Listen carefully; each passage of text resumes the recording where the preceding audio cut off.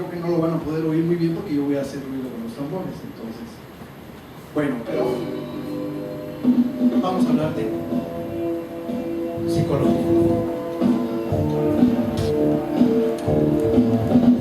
Pues tanto, pero lo asombroso es que haciendo música de una factura ingeniosa, compleja, versátil, casi no lo conocemos. Si yo les preguntara si alguna vez habían oído hablar de Gerardo Enciso, lo más seguro es que me digan lo mismo cuando a mí me preguntaron hace 20 años.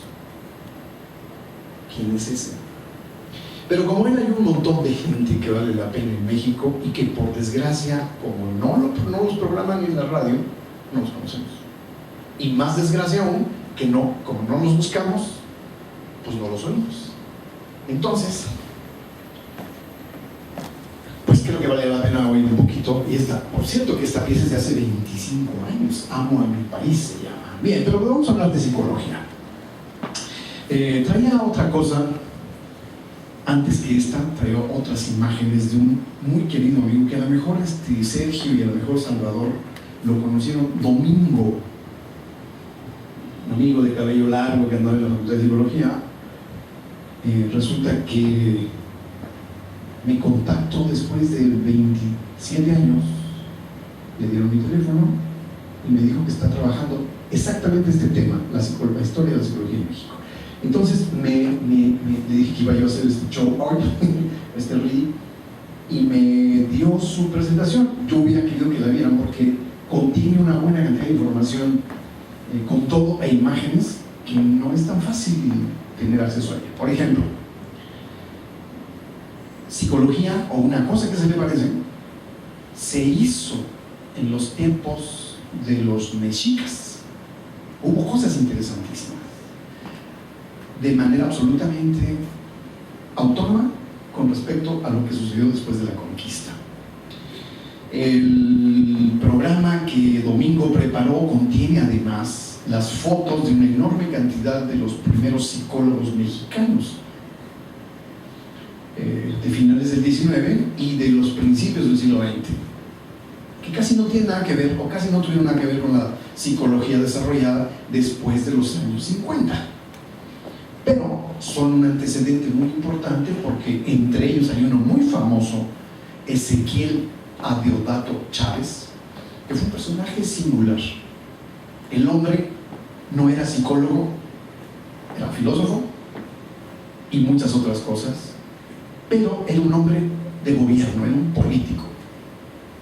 Y él tenía la perspectiva, pensemos que en aquellos entonces México contaba con el 87% de la población analfabeta. Claro que eran 6 millones, pero de 6 millones, casi el 90% no sabían leer ni escribir. Ezequiel Adeodato Chávez se propuso generar una manera de conocer de los mexicanos, sobre todo los analfabetas, para contribuir a que navegaran por las aguas del saber, del conocimiento. Entonces fue uno de los primeros hombres que se preocupó no solo por saber, pero no solo por impulsar la lectura en México como una forma de elevación cultural, sino hacer estudios de cómo, no estudios, pensar en cómo somos o cómo éramos los mexicanos en ese entonces. Porque él decía, si conocemos cómo son los mexicanos, tenemos más posibilidades de imbuir en su pensamiento para que mejoren, para que se superen, para que se hagan hombres más íntegros, más cabales. Ese era Ezequiel Adeodato, que por cierto trabajó un poco con don Porfirio Díaz y luego se convirtió en opositor. Una historia verdaderamente sensacional de este hombre. Pero bueno, además de Ezequiel Adeodato, hay muchos otros personajes importantes. Pero bueno, a falta de retrospectiva con todas las imágenes, a mí me gustaría más detenerme en los asuntos de la historia reciente, porque a mi modo de ver, la psicología que se inicia en México a principios de los 60, cuando se establece la primera cátedra en la Universidad Nacional Autónoma de México, ya para todos Nacional Autónoma, hasta fines de los años 70, el total de gente que se había formado como psicólogos no llegaba ni a 12,000. O sea, entre 1956 y 1978 había, cuando mucho, 12,000 psicólogos. Hay un hecho que marca la tercera fase del desarrollo de la psicología en México. La primera es de aquellos años, finales del 19, principios del 20. La segunda es cuando se establece en la Universidad Nacional una cátedra de psicología en la Facultad de Filosofía y Letras. Pero el tercer hecho que marca la época que estamos viviendo es la creación de la Facultad de Psicología en la UNAM. Algo que ocurre en febrero de 1973. Un año después se consigue, digamos, la ciudadanía profesiográfica y se otorga la primer cédula profesional para un psicólogo en México, 1974. Este compás, febrero 73, y nadie sabe exactamente cuándo fue que se expidió esta primera cédula, pero por ahí algunos metiches dicen que fue el 20 de mayo, razón por la cual hoy, actualmente, desde hace 10, 12 años para acá, se conmemora el Día Nacional del Psicólogo Mexicano, precisamente el 20 de mayo.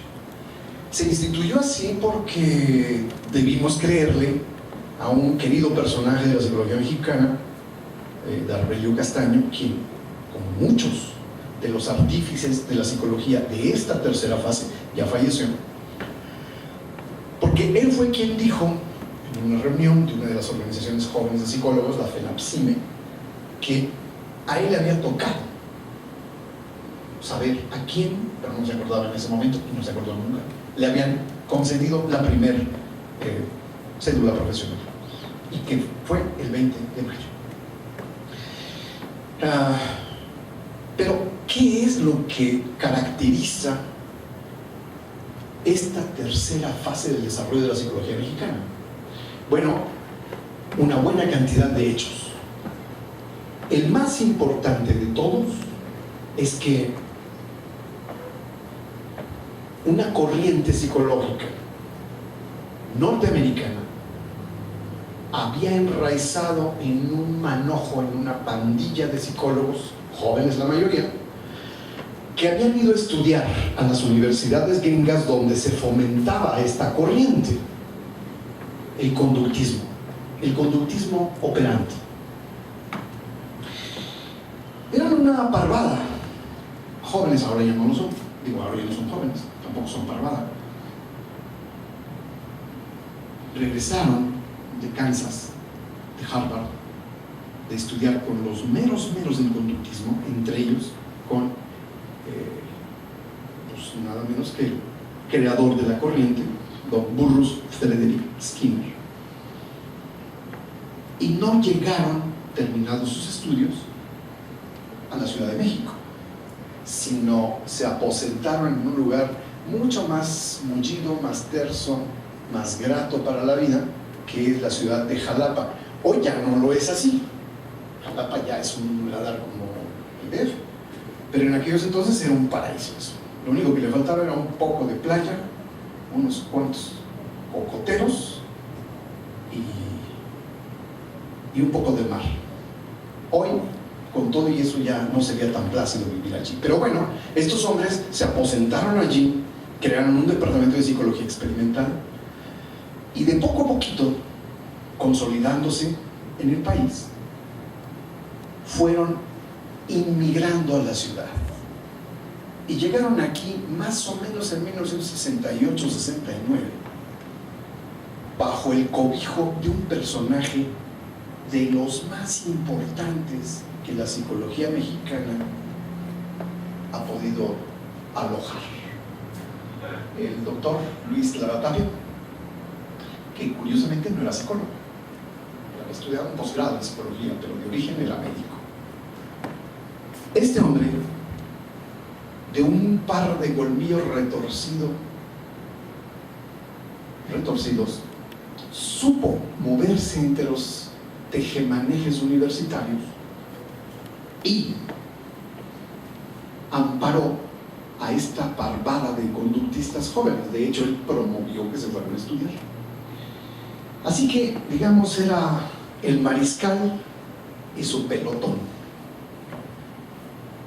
Ese pelotón llegó a aposentarse al Departamento de Psicología Experimental del entonces Colegio de Psicología, que ya para entonces era un colegio empotrado en la Facultad de Filosofía y Letras. Y desde allí, en 3 años, bueno, en 4 años, hicieron una cantidad brutal de cosas. Una de ellas, cambiar el plan de estudios, lo cual sucedió en 1971. Con eso, hicieron a un lado una rancia ancestral. Pero la virtud fue que los conductistas no hablaban de Dios,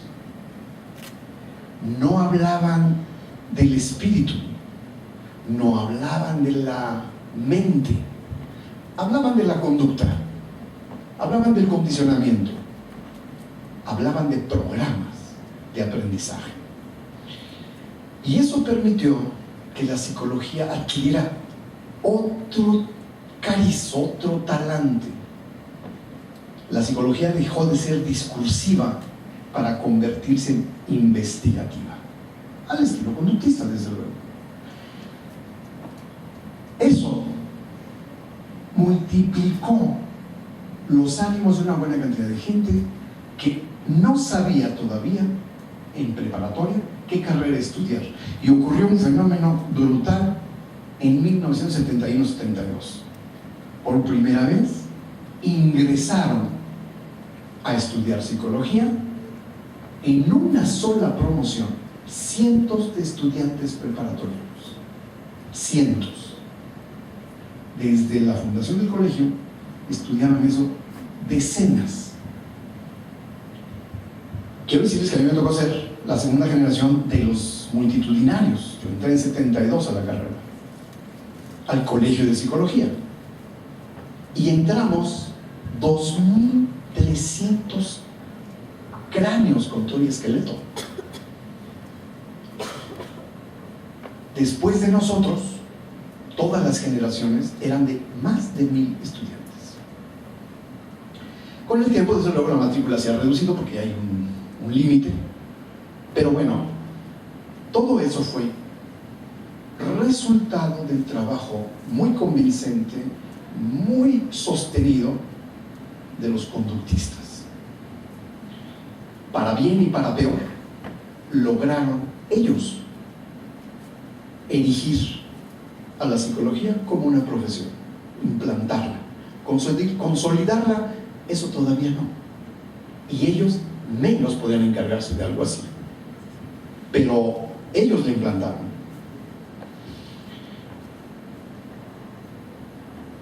Este hecho, o este conjunto de hechos que marcan lo que yo llamo la tercera gran fase de la psicología mexicana, significó, entre otros hechos, estos, dejémoslos.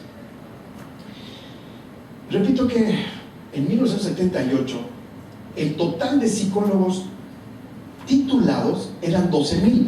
Claro que más de la mitad, pero mucho más de la mitad, no ejercían eso, porque hasta 1965, 66, la mayoría de la gente que estudiaba psicología lo hacía por hobby, porque pues montaban a caballo, iban a Europa y estudiaban psicología. La mayoría eran mujeres. La psicología no tenía ninguna perspectiva profesional. Bueno, la tenía en el plano de la clínica, pero predominantemente con los psicoanalistas.